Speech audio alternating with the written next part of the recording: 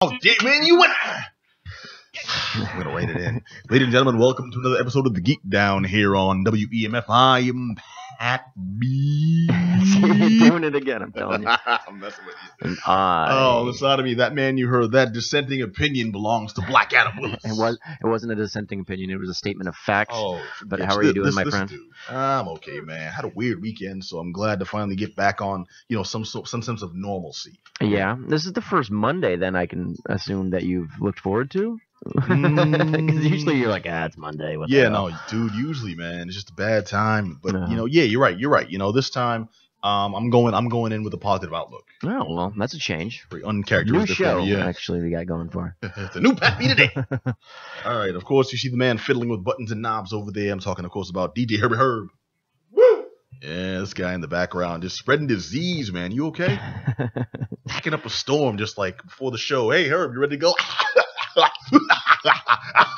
And he had a cigarette. It's like, hey guys, how you doing? Sweet justice. Glad you're still with us. Actually, welcome back, dude. You were not with us last week.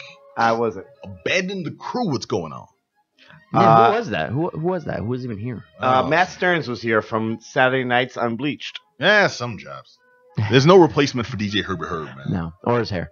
Thank you, guys. Happy to have you back. And, of course, the man who keeps us looking amazing. You see him very technical, very focused. Too focused almost to be here on the show.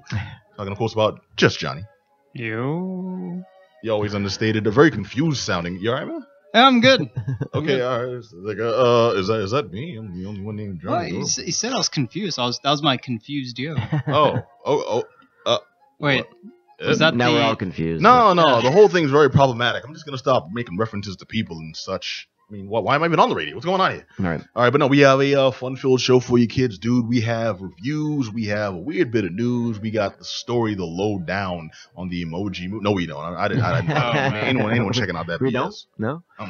No? Was it a 0 on Rotten Tomatoes? Oh, you know what? It's 3%. It was a 0. It was 3% when I checked this morning. I think some clown had to be like, well, the graphics were so yeah. No, I think someone's just being a dissenter. Like, speaking of which, Black Adam's favorite MO. Yeah. No, I think hear some stuff. No, I honestly think someone was trying to be a contrarian, where everyone was like, no, this is crap. No, this is garbage. No, this is so and so, and someone was like, well, maybe I'll give it a 10 out of 10. Maybe I'll just give it the best rating when I rated higher than Citizen Kane, but it's the Citizen Kane of all emojis. It's the Citizen Kane of crap movies. Yeah. All right, no, we do have some awesome reviews for you, man. We got Star Wars: The Forces of Destiny. Yep. We got Dead Cells, the new. Actually, I won't say the new game out because Johnny, you said it's still in early access. Yeah, it's still in early access, so it's fresher than fresh. It's still baking in the oven. All right, so fresh and so clean. I want to hear you say it one time. What? No. Clean. Clean? It's tough being the only black one in the room sometimes, man. I got the Outcast reference. All right, thank you. Black Adam. We don't call him Black Adam for nothing. Yeah. All right, and of course, dude. Speaking of Black Adam, you have a ghost story. Yep. And that's not a description. That's the name of the movie. Yep. And then Valerian, A City of a Thousand Planets as well. Oh man, which I I've was been looking waiting forward to. so long for this. Have you really? I'm such a huge sci-fi fan, and it looked like really, really beautiful crap.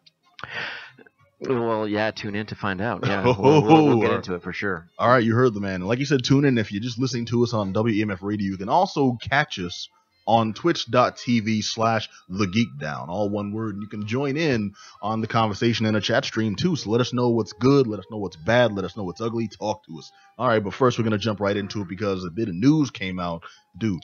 Okay, now I don't know if Adam, you or Herb are familiar with this cat, but Johnny, you seem to know Angry Joe pretty well. Is that correct? Oh yeah, me and him go way back. I mean personally, man. You know what I mean.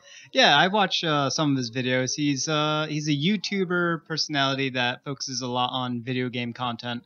Does a lot of. He's mostly known for his reviews. So Angry Joe reviews. Is this in the same league as like people watching other people play games? No. You're talking about like reaction videos. This is a dude who actually does reviews, pretty much Jock and our style. Yep. But he has like costumes and stuff too. One of the more popular YouTube channels. He's been doing it since 2008. You said Angry Joe? Angry Joe. I think it was Angry Joe. When you said something, I said you were talking about Emotin Joe from. From you Mad know what? Max, yeah. You know what? Hey, if we did reviews in just the Immortan Joe costume there, Yeah, we could be onto something, I think. I'm down. I'm down. Maybe we play this game party hard. Just Johnny says mediocre. I say it'll fly off into Valhalla, shiny and chrome. We should do that. Yeah, I'm totally doing it. I've got the gear. I know Mix Macabre has the face piece. Yeah, this is happening. All right, we got plans. But no, the story at hand is Angry Joe is a very popular YouTuber. He does reviews mostly of games. He does a lot of other content too, but the reviews are like the bread and butter that have really gotten him catapulted to stardom there. And a lot of folks tune in for those, and he released them at a fairly regular interval for the past 8 years. What is it, 2008? Yeah, wow, 7, 9 years, almost 10 now. Wow. But yeah, it's like consistent content. And he recently, in the past few days, went on his channel and said that he's taking a break. It's a lot of work for he and his crew to produce these videos, and they just kind of need some time off. He's got a family to take care of. They don't get to see people. Is this his job, though? Is he getting paid through this, or is this something? Okay. Yeah, he's one of the more popular ones. Pretty much by the time you get to that level status, like this dude has, I think it's just under 8 million followers. Okay. Just 8 million subscribers, excuse me, on YouTube. 8 million subscribers. Wow. Yeah, for the reviews and stuff. And it's kind of wild because like this level of popularity seemed to cause folks to demand the material. Once this dude said, and I thought initially he was retiring. He was saying, "I'm not doing it anymore. Screw you. I'm out." And I'm like, that can definitely warrant the kind of negative response that it got. But it turns out he and his crew were just taking a couple months off. They even announced that they'll be back in September with more content. Just need some time off. So he's just taking like a vacation. Yeah, pretty like much. Normal people do in their normal jobs. Exactly. Except for they don't have anybody to fill in. So like when he's gone, it's gone. Absolutely. There's no substitute teachers here. Right. There's no substitute cosplayers and job suckers, and there's no substitute anger to step in. Yeah. Well, I'm kind of rambling. What I'm getting at is he said we're taking some time off, and the response was ridiculous. A lot of people sending him comments and emails saying, "Hey, you're lazy. See how dare you? You all are slacking." You got to know your audience too. The type of people you're probably dealing with and serving on a day-to-day basis is probably not. They seem to be more to the troll type. At least that's what I'm picturing. Yeah. So that had to be kind of expected. True, but sadly, that's like the majority of folks who use the internet to comment. I'm not saying the majority of folks that use the internet, period. I'm saying those that are more verbal about stuff tend to be more verbal because they have beef. Yeah, and they're just angry, upset little people, I think. Yeah. Why can't they all be like lovely, calm, and, collected, relaxed, mellow people like the fine listeners of the Geek Down and WEMF radio? Instead. I didn't know what people were talking about when they said trolls for a long time, too, because when I was a kid, trolls lived under bridges. But everyone's like, the trolls. I'm like, what are you talking about? Like, those disgusting people online? You pay attention to that? I'm like, well, I don't try to, but then I get sucked down. I mean, I've got it. The last thing you want to do if you're ever like really depressed, and the one that'll put the bullet in the gun is reading YouTube comments. Oh, no, dude. Never read the comments. That's like a hard and fast rule. That's get in the chamber real quick. Here, I'll show you. Herb, what's the number one rule of using YouTube? Read the comments. Oh, stop it. You stop it right now. Okay, you stop it right now. Read the comments first and then form your opinions based on those, right? Do not condone what this man says. He's a masochist. Yeah. Jeez. Oh, my God, yeah. There. Well, anyways, Angry Joe said this. Joe Vargas is the man's name. Very popular channel. He said this, and people who've been longtime fans came out, and a lot of them were supportive, but even more of them were like, how dare you just cut off the content like this? You realize... it's just game reviews. It's not like he's, curing anything or actually providing like a serious entertainment. Hey man, take this. So what's up? Yeah, so his reviews, he actually does provide. He turns his reviews into he's got the entertainment. Review? Well, oh snap! Yo, Herb, we need to step up that. Yo, man, I've got this review of Pootie Tang that will cure AIDS. Okay, I've been holding it in the chamber, but apparently you got to step it up. So when he does a review of something, he'll go into his character, his Angry Joe character, but then he puts on like costumes and that is related to the game, and then he does like little they do vignettes, man. Kind of like vignettes, skits and stuff like that. It's involved. It's entertainment. People really took a shine to it. And dude, I'll be honest with you. I like stuff like that goes the extra mile. I like to think that we do that too. That's why we don't just give a straight, okay, I reviewed this movie and it was good and this is why it was good and who was in it. End of story. It's like, no, we try to be entertaining. He does this too in like actual production values. They take time, they write scripts. You know, they obviously care a lot more than we do. But what I'm getting at is this type of response warranted? You know, No. did this dude do anything to deserve this type of stuff? Well, where does that sense of entitlement from the audience come from? Because your audience is a bunch of idiots. I don't know. That's all it is. I mean, I'm trying not to be too hard on people, but it's just if he might review games and he might do it in a really entertaining way and it might actually provide something in your life that you really enjoy. But to say like, hey, I'm going to take a break and to get like really violently upset about that. You know, it's just like I said, he's just reviewing games, even if he does it in an entertaining way. It's just like if you cut that out of your life, you still have a life. You know what I mean? Outside of video games, outside of watching things on YouTube.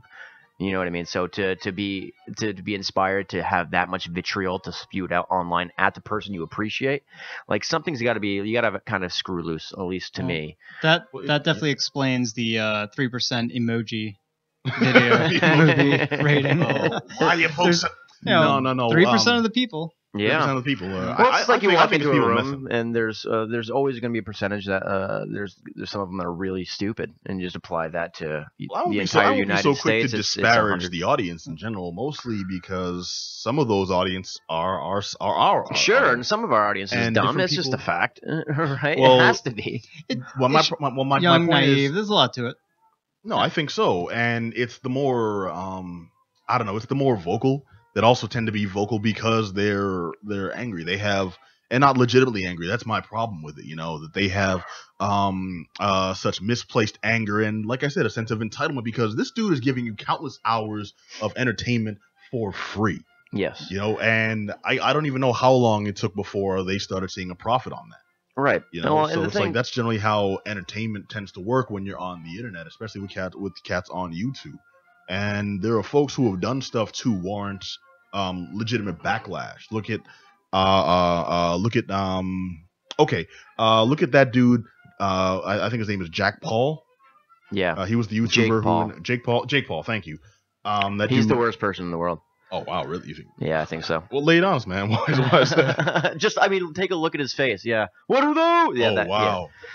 Yeah. Tell us how you really feel. No, anyways. All right. Well, I was gonna say like the stuff that he did was more publicized, and that just ended up losing him endorsement deals. Well, he lost. Is this the one we're talking about? Lost the Disney thing? Yeah.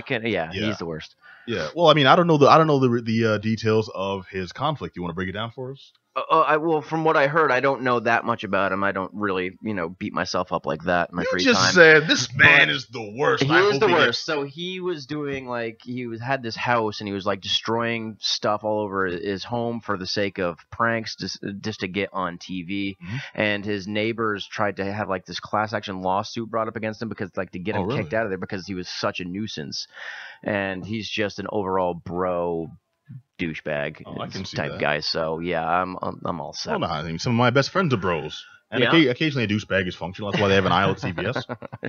No. I do understand that, and I can see that. But in his situation, his audience still responded to that, and the worst that happened, or I mean, not the worst, but part of the consequence of that was he lost his deal with Disney. Yeah, they had a whole show dedicated to these types of cats. Disney's better than that. Come on. Well, probably not really considering. Well, let me get to that actually later on. But probably not considering that the audiences that YouTube stars generally target are not necessarily the same audiences as Disney. No. It's Disney shows. Probably not. Well, in the cases of John Tron, y'all know this dude's name. Yeah. Okay, John Tron's another YouTuber. Came under heavy fire, and I think rightfully so. This dude, it started off as him defending a politician that was making sort of a controversial, borderline racist claims. Yep. And then in his defense of dude, he started making his own claims, and we got a sense of how he really feels. It was along that lines of immigrants are watering down the gene pool. You know, if they came to our country and maybe they assimilated a little more to our ways and abandoned their own culture for our own, and It's then like maybe a we eugenics allow type them. thing. is Oh, going on. alright. Deeply. So- Like the deeply. guy Yes. from Doctor Strange level, it's like no, like, throws up the high. So All right, in, well, Joe, in go ahead, very Johnny. slight No, defense, defend him and ruin our just own very reputation. slight. Online. No, Go it- ahead. it's just he Had did to come prove out after that whole debacle. He did come out with a apology thing, basically saying, "I'm sorry, I am an ignorant idiot for getting involved in that type of conversation without being properly educated. well versed." And yeah, essentially he owned up to his idiocy and said that he was not actually fit to See, this is my express himself in that way. And he sort of went down a train of thought Mhm. that sort of put him in that position when he didn't correctly articulate that he wasn't of that mindset. That's what he said afterwards. It's not Whether that or hard. he It's not is, that hard to say. different thing. I am not racist. well, Of course, if you say racist stuff right after that, then we know you're then full we of know snot. you're full of snot. Yeah. But that brings up the larger point, I think, and you're saying like he wasn't well versed enough to kind of defend himself and maybe being in that conversation. But we're talking about these entitled commenters and everything like that. They're entitled in the way that everybody thinks that they should have an opinion. They think their opinion is warranted. They think they should have it. And I'm in the complete opposite way. I don't think everyone should have one. I don't think you should have one, especially if you don't know what you're talking about. I don't think you should have one if you're not educated on the subject you're trying to talk about. I don't think you should be in there trying to duke it out with people you appreciate when you're not on the same level. I don't think everyone should be able to be heard and their opinion voiced just because they have it. I don't think it's necessary. I don't think it contributes anything to the conversation. And so if you're not have that, with you I'm there disagreeing a little bit, but heavy this is for also me. why I advocate drunk talk, because you get a little liquor in people and you get them to actually go out on topics that are deep, that are heavy, Mhm. and you get how they really feel. yeah. And sometimes, but I don't wanna know in the that case stuff. of, well, I want to know this stuff. I want to know if the dude that I'm supporting, the dude that I'm subscribing to his channel, really feels like, yeah, I'm scum of the earth. All right. If he didn't know that my skin was darker than his, my dollar in his opinion would be of less value. People really feel that way, and I'd like for that information to come out. I think that people are allowed to have opinions, but I think they're also allowed to be challenged on those opinions. Yes, You know? definitely Yeah. get challenged on the opinions. But if someone has, Thank you. Let's talk about Party Hard now. Okay, look, for the last no, I'm kidding. Sorry, long Let's talk standing about House debate Party we've had on 3. this show. so You don't for like House someone, Party 3? I do like House Party 3. Then I'm gonna shun you forever because I hate House Party 3. All right, go ahead, John. What's up? Well, all right. So for someone having For real, House faults- Party 3 though? No. Okay, we can have a talk More about of a this class later act on. guy, come on. Yeah. Yeah. All right. All right. Go ahead. Yeah. All right. So how can you expect someone to? So if you're saying for them to not be involved in conversations, if they lack any information, like if they're completely ignorant on the topic at hand, Mhm. they shouldn't participate because they're only going to provide false. How do you expect that particular person to learn what Read. is correct and what is right? You have Read, to allow listen. them to participate. Well, he's not wrong. And The thing share is, what- though, we explain have to an them, epidemic of folks going into conversations when they don't have facts. Period.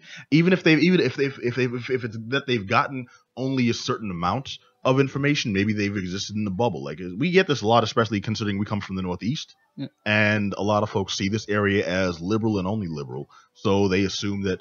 A lot of us, when we get into political discussions, haven't done any research into other opinions, aren't getting information from other areas, and that's also a very limited point of view. I think we're going a little bit beyond the specific subject matter here. Let me just get this out.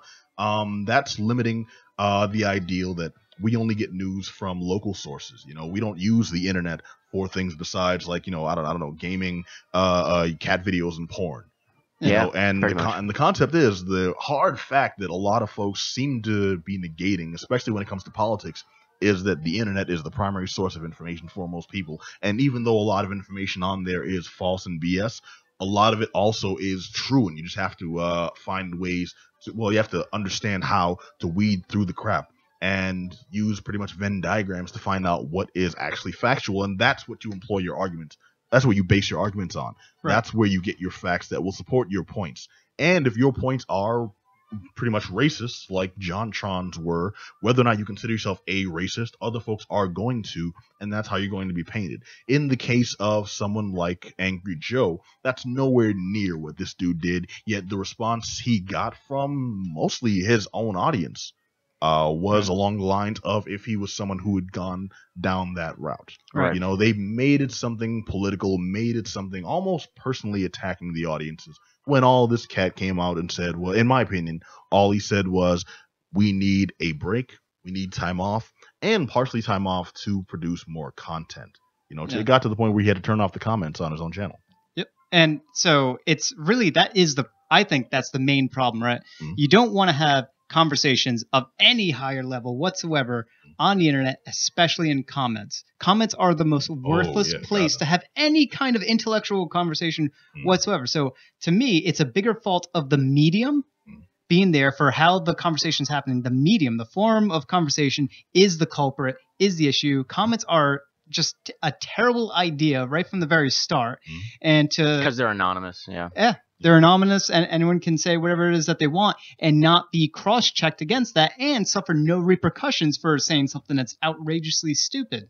So no, good point, man. I just want to remind our listeners with that, please chime in on our comments on twitch.tv/the Geek Down. Let us know what you think. No, to sum it up, you remember the South Park movie where Terrence and Phillip go on Conan O'Brien's show and they're talking about the fart song and all the thing, and then Brooke Shields chimes in, well, I farted once on the set of Blue Lagoon, and smacks her. I think most people in the world are Brooke Shields. Most people deserve that smack. You know what I mean? Just like, what are you saying? I actually concur. Just to make sense of it all. No final word, Herb. Be awfully quiet over there. Any thoughts? Well, I heard it once on an episode now. All right. If you have anything to say, you can please hit us up at geekdownradio@gmail.com and shoot us a message. Let us know what your thoughts are on the subject. If you support Angry Joe, if you think this dude needs to get off his ass and produce more material, etc., or if you back up John Tron, please unsubscribe to us. And also check us out on twitch.tv/thegeekdown, and you can actually chime in live if you're feeling antsy, you're feeling froggy, you want to know what's up. All right, but now, dude, enough of this like heavy-handed stuff, man. I want to hear the lowdown on a ghost story, which I hear is a very light tale. It is a light. No, it isn't. It's pretty heavy. This stars Casey Affleck and stars Rooney Mara. Affleck's on fire lately, man. Yeah, but this is like so he just won an Academy Award for Best Actor, and he follows it up with this movie where he basically is silent and is under a sheet the entire movie. I think this is probably the first time that's ever happened. Yeah, basically.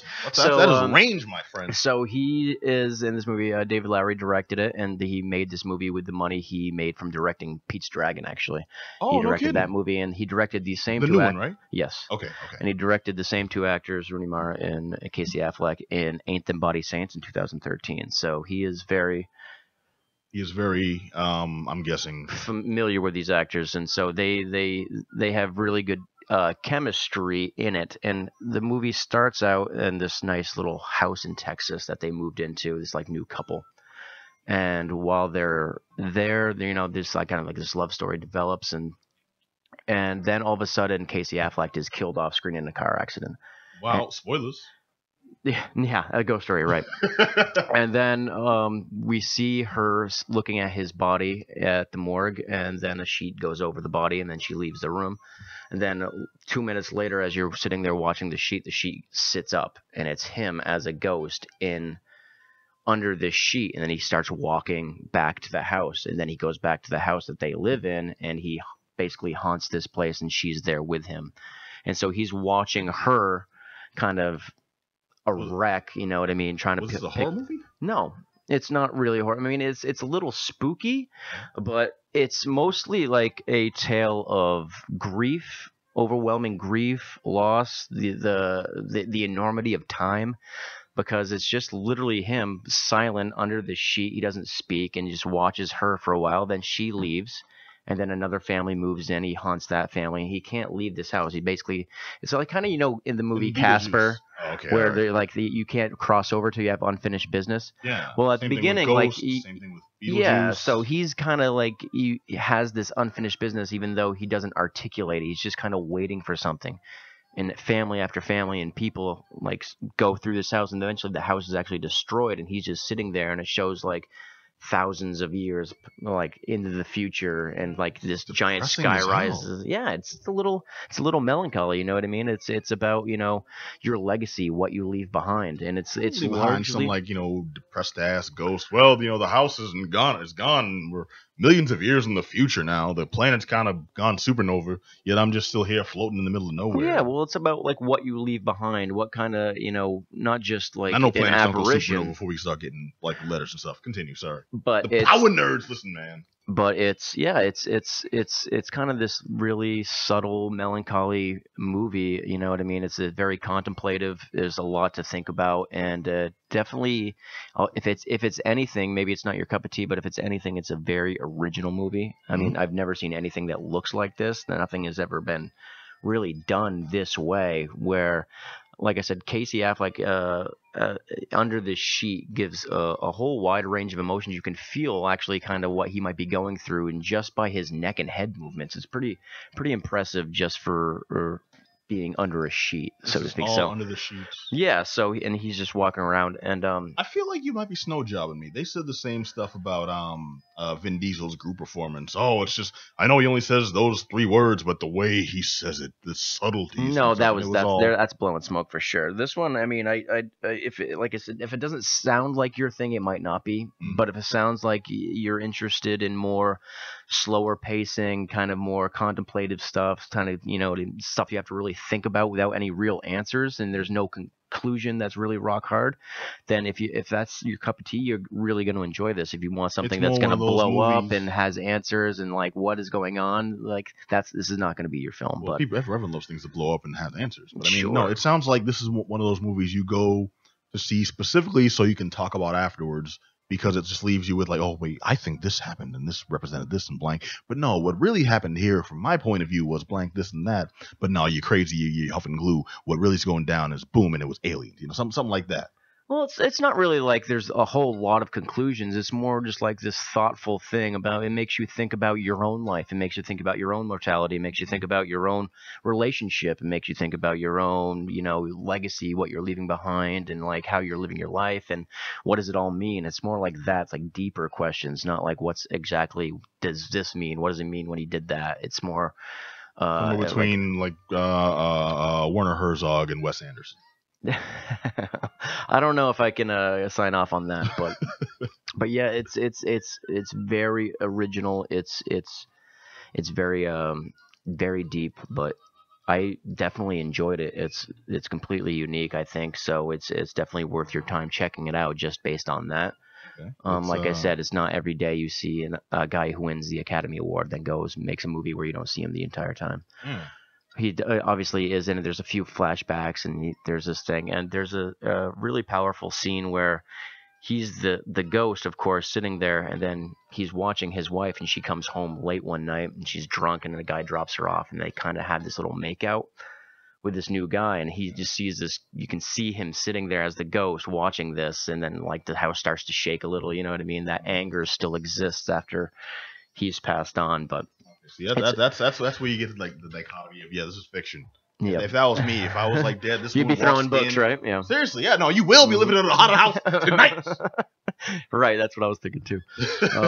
But yeah, it's definitely worth checking out, man. I saw it at the Coolidge Corner Theater, of course, where I see most of my stuff. But it's definitely worth seeing, worth experiencing for sure. All right, Casey Affleck playing Ghost haunting the house. I don't think he has a name. I don't think anyone's really named in this either. Like I said, this movie's mostly a silent film. There's not a lot of speaking. There's like maybe one rant by like a drunk guy partying at the house like years later and stuff that you have to listen to.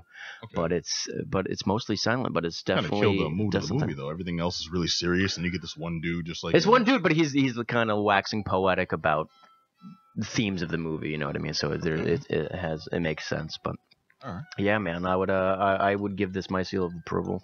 Definitely check it out. All right, A Ghost Story starring Casey Affleck and Rooney Mara. Yep. Thumbs up. Thumbs up. Ooh.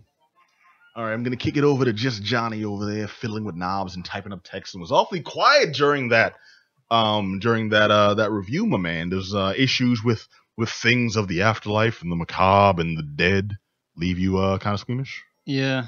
Totally squeamish. Okay, that's why all right, that's why you've got a review now for Dead Cells. Yep, Dead Cells, just keeping that horror train rolling, or non-horror, or whatever it is. Dead Cells is a video game, and it's not out yet. It's available on Steam. It's in early access. You can play it right now. I believe if you buy it right now, I think like 10 or 15, maybe 20% off.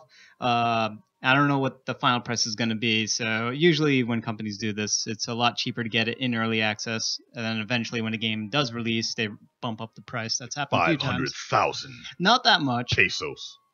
All right, then that would probably be a bump down, I think. Pesos is like really, the exchange rate's like. Yeah, but I'm pretty sure that would still be along the same lines. It's about as much as you'd pay for a copy of Fight Night Round 2 today. Yes. No one has any idea what it's talking about. No. Fight Night was a great series, by the way. Fighting games, boxing games, where it's like the total punch control. Has nothing to do with Dead Cells. I don't even know why I brought it up. Continue. All right. So Dead Cells is essentially a roguelike Castlevania. So I also heard elements of like Dark Souls in here. It's a 2D side scroll game. So you're playing it like a Super Castlevania 4 or Castlevania 1, 2, 3 or Castlevania 5 or Symphony of Night. Actually, very much Symphony of Night. Think of it like that, except the areas that you're going through, it's not one big giant castle. You're going through a bunch of different areas that kind of look like a castle anyway, or the innards of the dungeons and whatnot of a castle. It's a castle exploration game. It's very castle-y. There's knights and archers and mage users and stuff like that that are in there. There's jesters. There's the caterers. Caterers. There's the movers. There's the weather strippers. There's the janitor. The janitor level was dope. It isn't. The enemies will drop pieces of roasted chicken and oh wait, do we have another second force situation? Oh, I'm saying you pick those up, chicken. Oh, it's like to me it was like a throwback to Castlevania, right? When you whack a wall and you break away some brick, there's a chicken there waiting for you. Yeah, that's the thing I always found a little weird. It's like, are these chickens just like, are they built into the architecture? Are they just kind of like, hanging out? Were they there beforehand? Oh, I'm cursed all of a sudden. It's. I think so. Yeah. And you're eating cursed chickens. I mean, come on, man.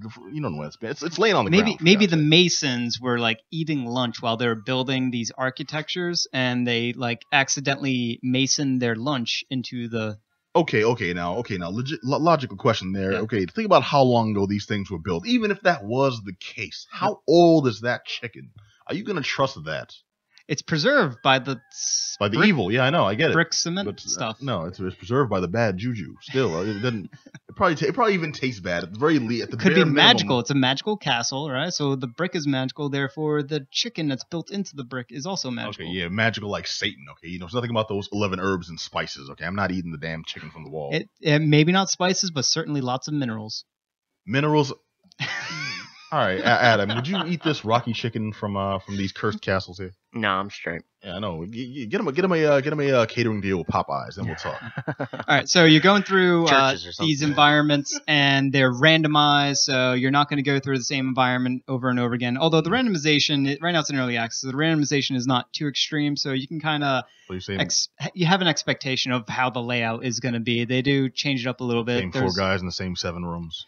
No. You won't know where the enemy layouts are going to be, which enemies are coming up, but they do have sort of themes of enemies that are going to pop up in each of the different levels, and that escalates as you're going through it. There's permadeath in this, so you're essentially playing to see how far you can get. Wait. I thought you said roguelike though. Yeah, roguelike. Well, that's a very roguelike element where you die. Permadeath, yeah. When you die, you start all over again. Oh, okay. That's to me. Okay, you say permadeath. I think like R-Type. You go through the game. You've got one life. You can maybe restore health, but you die once, you're gone. You're dead. It's over. You're finished, pal. Yeah, you gotta start all the way from the beginning again. Yeah. Okay, so yeah, no, that sucks. But no, in a roguelike though, at the very least, like you start back over. You get to a certain point, you can maybe get some of your stuff. You get different abilities coming back, etc. All right, so they do have some persistence with character progression, and that ties into the gold that you get, which you can use to buy equipment and armor as you go through. There's different merchants that you can buy stuff from, and the other part is the cells that enemies drop when you kill them. I don't know if they're called dead cells or just cells or whatever, but that is essentially your experience, and you are forced to spend it as you are progressing through. And the moment you die, you lose whatever you are currently carrying in Dead Cells. Okay, well that sounds like a regular roguelike element, but up until that point, what you said sounded needlessly hard. and unforgiving. It is very hard. It is very hard. For no reason. Johnny, you should be doing this review in character too. There's a whole market we should be. Yeah. Okay. Her. Cashing in I on. want you to pause the feed. We're gonna kill Johnny so you can come back. Yep. I'll be in character. I'll be a ghost. Actually, Yeah. your plan has like this weird ooze, slime, snot thing that comes out of like a drainage pipe and then goes, sort of scuttles its way into a dead body. And then you're essentially like the You're a slime thing parasite. that's you're like a parasite that's controlling the dead body. Oh, Kinda. okay. You just added a whole It's weird. a gross new element to this game, Yep. and I am on board. All of it. I mean, yes. Yeah, Let's slime it up. Yeah, so you're playing as this slime You're dude. living Nickelodeon gag, yes. Yeah. You're like a humanoid, but you're being controlled by a slime. You're going around. You get like a bunch of different weapons and items that are randomly dropped. The stats on those things are randomized. So some might like add a burning effect. Some might do a poison effect. Or some might have life leech and stuff like that. And you're going through enemies. You're killing them. Gain the cells that you're going to later on spend in order to maintain progress. So when you spend those things, whatever it is that you spend on, you're sort of building up. And that's sort of increasing your character stats without so you're actually not- increasing your character stats. So you're not like spending on better weapons or spending on new abilities. You're just spending. It's basically like you're spending for save points type. You are spending on think of it like passives. You're buying passives that are going to stay with you forever, and part of those passives is unlocking new weapons and new weapon types and higher levels of weapons and stuff like that.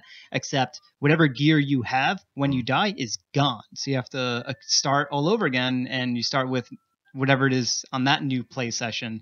You're accumulating new weapons and stuff like that. But the passives that you unlocked along the way, those you keep. Sounds painful. You are definitely replaying the same, few levels over and over and over again. Yeah. But I think for right now, it's intentionally designed to be that hard. To be hateful. Yeah, to be hateful, I guess. To be you like could call very, it. very masochistic. Yeah, probably because like, it's periodically in the game that you kill a guy, it's like, or a guy kills you. You voluntarily played this game. And then it kicks your corpse a little. Yeah, you died right across the screen, big bloody letters and like, whatnot. What was that game? It comes up. It's like every time you die, it has like a 30 to 45 second sound clip that comes up. You can't bypass. You have to listen to it. You are dead. You are dead. You are dead. You are dead. What was that game? I don't know. There's a game with that. That's pretty awesome. I want to play that. It's this whole like there's a whole sound, a whole song, basically mocking you because you died. I'm gonna look it up. I'll play it for you after the show. Oh, I got it. You've never heard this? I've never heard of that. No. Oh, okay. All right. Awesome. Well, all right. Well, maybe it feels more like the Solid Snake. Every time you die, even though it's a roguelike, you get to start over. But the every snake, time you die, snake. Yeah. Adam. Not dramatic like that. It's like Adam. There's Adam, wake up. Adam. Oh man, is he dead? He owes me $5. Adam, come on. There's a lot of stuff that could not you're be less interested. a lot of stuff you're expecting to be missing because it's not a finished game. So I think maybe the difficulty is extra hard just to pad out what's currently there for content, and maybe they'll drop the difficulty. Maybe they'll raise the difficulty. I don't know. The game ain't finished yet. Why do you say that with such like? It already sounds hard as balls, and you're like, maybe they'll make it even harder. Like, it's the good kind of hard, right? It's like the reason why you keep playing Contra over and over again. Nobody plays Contra. You put in that code once, and you get as far as those 30 lives will take you. If you make it to the end, cool. If not, screw it. I don't have a Saturday afternoon to waste. If that's your only game, you're gonna keep going, man. Yeah, this is 2017. If that's your only game, I'm not gonna say anything. These types of games have been making a comeback. Those one of the first games to do this type of thing, which is Rogue Legacy. This is very much like Rogue Legacy. Rogue Legacy almost has near identical type of elements and aspects. It's a 2D side scroll, very Castlevania, very randomized and stuff like that. And this game is a lot like that. It plays a little bit differently in terms of it's more action oriented, and you have to be more aware of what the enemies are doing and what their abilities are. So you're much more focused on the combat, and they do a really good job on the combat so far. There's still some quirks that need to be worked out as far as responsiveness of controls, and I don't know, the jumping of the character is a little weird. Okay, does that seem like stuff that's inherent in the design, or just things that are the growing pains because it's still early access? That's hard to say, because they state that this game is about half a year away from releasing, and they could fix that within that time, absolutely. But the reason why I'm saying it's iffy is because if they change the jump at all, they have to change the level layout because it's randomized. So they have to ensure that platforms have to maintain a certain level of height away from the floor so that you can actually reach it. So if they increase the jump, then they have to increase the platform height. Or if they decrease the jump, they have to lower the platform height. And that involves changing the levels. Even though it's randomly generated, it's a difficult thing to do. So, right, so that sounds like a lot of focus group stuff needed. What do you think, man? Thumbs up, thumbs down for I give it a thumbs up. It's like $17 and change right now on Steam. Might be a little bit more. It's $20 at most. It's really good. You'll get a lot of gameplay out of what's there right now. But if you're on the fence or if you feel like there's something else for you to buy, then definitely hold off and wait until this game gets more spit and shine and more polish and just they work out some of the issues that are there because wait till it becomes a better game. Is what you're saying? A polished game. A polished game. Yeah. All right. It's already good. It's already fun. I've been playing the hell out of it. So. Oh, you have? Yeah. Yeah, it sounds like you're really enjoying it. Well, you know, it's got this problem, that problem, that problem. And then they don't even have a song, you know, like this. I have never heard this before. That's all it's missing. I have never heard it. That's all it's missing. What is that from? That is from Total Distortion. Total Distortion. Yeah, when you get a game over. Yeah, okay, all right. That's enough. It's blowing out the mics. What was that on? Was that like a PlayStation game? I was PlayStation, I believe. Yeah, that was a while ago. PlayStation or maybe N64. I'll look deeply into that. But that was from forever ago. We all need to know that now. All right. Back to serious stuff. Oh, also, if you're on one of our Twitch users, you have anything to say, you've played this game, or you've played Total Distortion, need to school Johnny, hit us up. I'm going to talk slower at twitch.tv/thegeekdown. Let us know what's good. Adam Willis. Yep. You, sir, have the lowdown, the inside stuff on Valerian. Valerian. Yeah. It's hot in here, man. The only thing that's sweating, though, is my mustache. It's like the weirdest thing.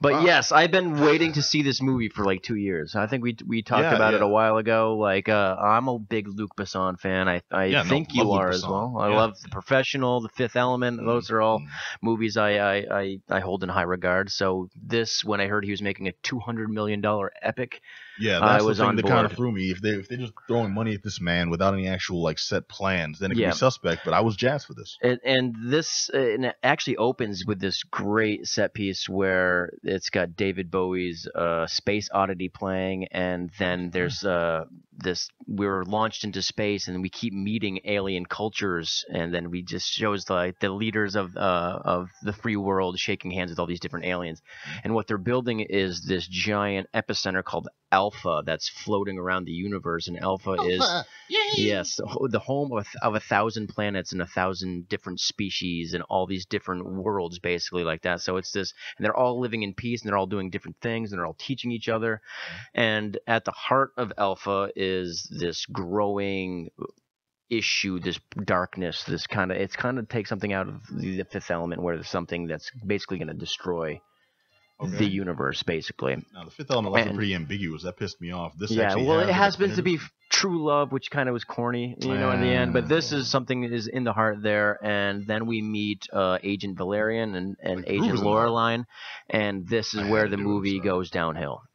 After that great first scene, and you're like, wow, this could be real something, and the visuals look great, and I was looking at it in 3D, and I don't go to a lot of 3D movies, and everything was popping out, and everything was great, and then and then the actors in this, starring Dane DeHaan as Valerian, Cara Delevingne, who's Super Babe as Laureline, and has Ethan Hawke in this sucker, has Clive Owen, and this really needed a different lead. Really needed some melanin in the casting. Because the movie where it hangs itself is there is absolutely no chemistry between the two leads. And in particular, Dane DeHaan, he just does not have the gravitas. He just needed to be played by a more compelling actor. He just Mr. Anti-charisma, absolutely no chemistry. Really anything where he had friends. Right, he's kind of like the loner weirdo type guy, you know what I mean? And he does that great. And so when he has to be the boisterous, cocky, handsome male lead. It just, you think of movies, you think of like, wow, Bruce Willis killed it. You know what I mean? It's just like, it just needed a guy to do that well, and that's not what he does well, and he just sunk in this role, and it was so terrible because this movie had a lot of promise, and I think the story was good. I think obviously it's a super far-fetched, based on a graphic novel and stuff, but everything else would have held up, but everything hitched on these two leads having this chemistry, this sexual tension, this kind of this attitude, this back and forth banter, and it was just so difficult to hear him speak and try to do it. And so it really, at every turn, it bogged this down. So every time you're kind of getting excited and there's a great action set piece, he would like say something stupid and you're just like, and it's not just the dialogue. Obviously they didn't give him a lot to do, but like you could, like, better actors can sell crappy dialogue. Like you can give Kurt Russell anything, you know what I mean? And he can make you a good movie. He made Tango and Cash watchable. Oh, you know what I'm saying? So it's Tango and Cash had that fantastic dramatic actor, Sylvester Stallone. You're right, carrying that movie. Yeah, so on his broad shoulders. Yep. Captain Ron, maybe. Yeah. So maybe being unfair trying to compare him to like Bruce Willis and these other actors, but that's what this movie needed. This is what that movie needed, and just what was it about? What was he supposed to do? What the point of Valerian is basically one of the best agents for the Federation in the entire galaxy. You know what I mean? So he is like the super stud of all super studs. He's basically exactly like Bruce Willis was in The Fifth Element. Okay, and so he's like active though. He's got his agent friend, his partner is this girl, and there's like he wants to seduce her, and she's like kind of like no sir, you've done it 1,000 times, I'm not going to fall for that. And so it's just so he's not a creeper. He's a creeper, but like he's supposed to be charming, you know what I mean, at the same time. So he's like a charming pig, you know what I mean, that like made so many 80s movies were built up. He's that dude. He's that pickup artist Mystery. Yeah, so there you go. So he has the they're basically it's their job. That hat. Clive Owen is one of the leaders of Alpha, and they send these two to go explore and find out what's gone. There's a certain amount of time before everything blows up, basically. Okay. And so that's their mission, their quest, and at every turn, like I said, you meet an actor that's doing somebody else's part that it should be played by. Like Ethan Hawke's played the space pimp, and you want it to be Gary Oldman. You know what I mean? It's just like, and Rihanna's in this, and she does this, and the best parts about. The best parts about her were obviously the CG body parts that obviously weren't hers because her body's not moving like that. It's like she plays like this alien kind of sexy stripper dancer. Is she kind of like Laura Flynn Boyle in Men in Black 2, like that type of? She looks like. She looks like a woman, but she's actually like a tentacle monster. She's not as badass. You know what I mean? She's more of like, I'm the victim here. I'm a slave to the space pimp, and I can help you out. And so he goes to her for help, but like she could tell she was struggling with it as well. So it's just like at every turn. Not such a bad thing. Then the cast was so whitewashed. Am I alone in being glad that but I'm kind of glad that. The pimp in the movie was not played by a black guy. Right. It was played by Ethan Hawke, who was it was it's funny like, though. Who's the pimp in this? We got Morgan Freeman. Now I'm picturing Morgan Freeman as a pimp in anything. Yeah. Well, he's played a pimp before. We talked about it. He should just do the voice acting for it. Just the voice acting. It's like oh, do you have my money? No, if you don't, I'm gonna. Like I said, this movie. Get in line. The visuals. The visuals, the action scenes, and definitely the story were all like solid foundations. But like I said, everything hitched on the chemistry that these two were supposed to have. And I think Cara Delevingne, who played Laureline, does really well, like exceptionally well for being a model who doesn't have a lot of acting experience. Like so it's really just him, in my opinion. And you have to watch it like he affects this kind of like macho voice too. He's like, oh, what's going on? You know, it's just not like, one of those. Dude. So it's a difficult to sit there, and I just kept thinking, I'm like, why does he sound like that? Does he sound like that real life? Do I not know enough of his movies? Rihanna, swear to me. Because I'm thinking of him in the Place Beyond the Pines. And he plays like kind of the solo kid in that, who's the grown-up son of of the male lead at the beginning. From the description you gave, I was imagining him more in Chronicle. Yeah, that too, and another thing, another like broken loner type of thing. Yeah. So the swashbuckling hero is just not him, I think, and I think it definitely was exposed as an actor in this. I gotta And say, not it made like me I'm less not trying to excited say for this movie. I'm not trying to So say he's a this bad role- actor. I'm just saying this role is not what he's cut out for, and so yeah, the movie gets a really was really disappointed based on that, and I thought it had a lot of promise. I think I would have really enjoyed this movie had it been somebody else. What about Okay. So the that's all I can really say about it. what about the All right, girl? Valerian, thumbs down. Then. I like I said, I thought she was great. Yeah, She's a babe for sure. All right, dang, Dane DeHaan killing it.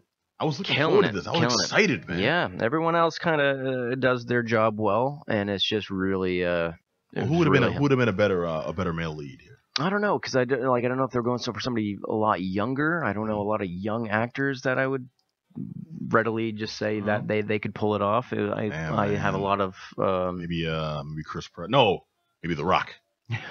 no. Oh, okay. No. I would love to see The Rock in a Luc Besson movie though. No, I was thinking like was it Guy Pearce? Like he did that last Luc Besson movie, the Lockout, Space Jail right? one, Lockout. Lockout one. Yeah. Yeah, like he would have been Yeah. great in this. Okay. Like he would have. Or He would have really would have been that. great. Guy Pearce in Escape from New York. Didn't they? Yeah. Okay. I'm sorry, that was a bad inside joke for anyone familiar with this show or with Escape from New York and Lockout. But no, okay, so I dig what you're saying. I'm a little bummed. I think I still may need to check this out myself. Man, do it. I mean, it's, But like I don't. Yeah, you're right. I didn't hate it. I just was like really disappointed. Which is maybe worse than anger. I was really looking forward to this movie for a long time. Obviously, I've spoken on this show. I talked to you about it. You gave me like the sitcom parent response. Yeah, I'm not mad. I'm just disappointed. Just disappointed. Yeah. Wow. I'm just disappointed in the casting. Yeah. Hitting in the solar plexus. True. All right. Well, I'm gonna break it down real quick on our on a last review here, dude. It's well. First of all, you should have hit him off with a little bit of No For, more. Turn Larry. that on. You did. All right. Yeah, enough. It won't stop. Okay. All right. Okay. I got to see a new YouTube series, Star Wars: Forces of Destiny. And I'm loving the crap out of this. It's the I don't know, I'm not continuing. It's interim stories of various characters in the Star Wars universe that are set between every version that we've seen so far, from the original stories to the prequels to the latest, to Rogue One to Force Awakens. All characters that we've seen in these movies, but side stories that are canon, side stories that show either how they're involved in those stories indirectly or just give broadening aspects of their character. And I mean furthering adventures of Leia, furthering adventures of Rey, of Ahsoka. Well, first of all, I also got to call out those names that I mentioned. It's heavily focused on the female characters, which I do like too. I don't feel they've gotten that much shine in the mainstream movies, and they're all shorts. Like you can watch the entire first season in like a half hour, 45 minutes. You know, you can see this whole thing and then still, have enough time to I don't know to turn the roast in the oven. You know, but it's good, it's entertaining, and my only beef with it is it's deeply Disney. Like, Okay. It's this is the first thing that I've noticed. Yes, this iteration of Star Wars is definitely a Disney property. And I do understand that might be because we're talking about shorts, and maybe. you have to get a certain message across in a certain amount of time, but also the intended audience is kids. Looks like So, the artwork stories. is very much directed towards that. It definitely was. The artwork actually was reminiscent of. Did you ever watch the Clone Wars? Not the CG series, but the original 2003 anime. Yeah, exactly, the 2D one. Yep. I got a lot of sense of that artwork in this. Maybe it was an homage to it. I actually didn't read up that too much on that particular aspect of it, which I guess is kind of a shame since I had the time. These are all very short stories. Each of them is about 2.5 minutes long, and they're good stories. You get the action quick, you get the message quick, and you get whether or not you like it fairly quick as well. I myself enjoyed most of them. The first series is only 8 tales, but it was like 6 of them were solid. And they're a good, like, pastime. I imagine these are the types of shorts they throw in between longer shows. If you remember when Nickelodeon would do interstitials, Action League Now, Sniz and Fondue. Sniz and Fondue. I was about to say Fondue, that. yeah. What a great name. Sniz and Fondue. Yeah. I love, as much as I love Sniz and Fondue, that is 20 years old now. Yeah, we're old as shit now. I'm looking at the artwork here. It almost looks like Disney outsourced this series to somewhere else, and they tried to mimic some of the old Disney princess sort of looks. Because I'm looking at the eyes of all the lady characters, and they're all shaped exactly the same. Every single one of them. Well, well, it's animation, dude. Some part of it are going to be uniform, but if you're thinking this is along the lines of The Simpsons farming out most of their animation with no detail to Korea, think about it more like this. Think about it as if you grew up watching Batman the Animated Series. Yep. On Fox, it was a Fox show. It started out. Eventually, when they carried the show on, and it was brought by WB, and it ran there, and it was still Bruce Timm doing the primary base artwork, but he streamlined his own designs to make it more friendly to mass production. This is along that same lines. I mentioned the similarities to the 2003 series, which in itself was deeply stylized. To me, this looked like a more simplified version of that, like a Disney princess. Well, yeah, I'm not disagreeing with you. I'm just saying I think there may be an alternate reason for that. Well, I mean, they have a lot of action figures here. Oh yeah, no, totally, dude. There are action figures already produced. There are images out for them, and I do understand why. This is something you really want to mass produce, especially when you're targeting Disney audience. Disney has an audience, Star Wars has an audience, and people want to see more of these particular side characters because they were popular and we didn't see much of them. But I do support this. I like the effort. I really love parallel fiction. It's like if you have a really popular story that I like, I want to know what else is going on in that universe. So is this canon? Because Clone Wars was canon. Yes, this is canon too, and I like that aspect. It could be random tales. Hey, here we have friggin' Luke arm wrestling with who wasn't around for Luke? Arm wrestling with Queen Amidala. Okay, perfect. Yeah, Luke and Amidala, they're playing hopscotch. It could be something like that, just like what if stories, and none of that. We actually have things that may not directly affect events in the movies, but we see how they're related. Like there's an assassination attempt on what was her name? Not Leia. Doggone it. There's an assassination attempt on one of the prominent female Jedis who I knew from the Clone Wars, and I forget her actual name in the ongoing series, which is a failing on my part. Is it the green one with the tentacle hair? Yeah, you know what I'm talking about? I'm just looking at the character. The whole cast looks all female, which is great. Yeah, and they're all familiar characters. And there's an assassination attempt on her, but it shows at that point where had she been assassinated, her role in I think it's Attack of the Clones wouldn't have been possible. And it all tied in when you know the outside stories. And I'm really trying hard not to give away things, because the only throwaway story was the first one, which was the pilot. And it's just a simple story with Rey and BB-8 from The Force Awakens just walking through the desert in that little time span that we didn't see them. We were following John Boyega in the movie. And this shows they were looking for a ride out of there. And they may have come across some bandits, which may have furthered their bond. It's cool. And each one of them is just a little vignette to show, hey, some cool stuff happened. And if you know the story, here's how it links. If you don't know the story, it's just some cool stuff. Either way, obviously, I recommend this. It's Star Wars Forces of Destiny. And, I mean, yeah, definitely thumbs up. It's available. The first season is available on YouTube now. You can watch the whole thing in less than an hour. And season 2 is slated for this October. I highly recommend that, too, when it comes out. So you recommend it for people of all ages or for the target demographic?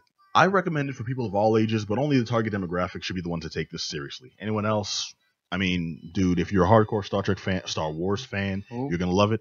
If you're not, it's just some cute stuff on the side. Watch it or don't watch it, but it's just something that'll be an interest piece for you. Yeah, which I hate being kind of ambiguous, but definitely if you're of age, definitely check it out. All right, and if not, then...